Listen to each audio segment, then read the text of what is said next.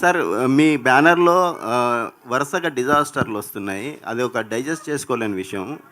So, so ఈ ఈ cinema చూస్తే స్టార్ హీరోలను కాకుండా కంటెంట్ నమ్ముకొని చేసిన సినిమా అనిపిస్తుంది. మీరేమంటారు సార్? అంటే వరుస డిజాస్టర్ అన్నది మరి దాన్ని అంటే మీరు ఫైనాన్షియల్ డిజాస్టర్ అంటున్నారా? లేకుంటే డెఫినెట్గా రీసెంట్గా ఒకటి వచ్చింది అన్ఎక్స్పెక్టెడే, కానీ అంతకుముందు మనమే బాగానే రన్ అయిందండి. ఓకే. సో దానికి ముందు ఒకటి వడకుపుట్టి రామస్వామి అని రన్ అయింది, అది బాగానే రన్ అయింది. సో అంటే ఈ సినిమా డెఫినెట్గా ఇందాకే చెప్పినాను నేను, it will be land mark movie అని. సో యా, రాజా సాబ్ త్వరలో ఏప్రిల్లో వస్తుంది. సో మాకు ఇప్పటిదాకా వచ్చిన లాసెస్ అనేది కవర్ చేస్తుంది. సో అది వేరే విషయం. శ్రీ విష్ణు గారు యాక్చువల్లీ మేకప్కి సంబంధించి అయితే కంపల్సరీ మాట్లాడాలి. మీ మేకప్కి 4 hours పడుతుంది. ఆర్టిస్ట్ ఎవరో రసీద్ గారు అని చేశారని తెలిసింది. ఏంటి ఆ గెటప్ గురించి?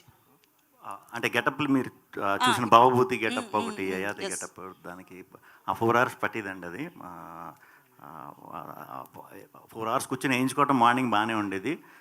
తీసేటప్పుడు మాత్రం 2 hours పట్టేది.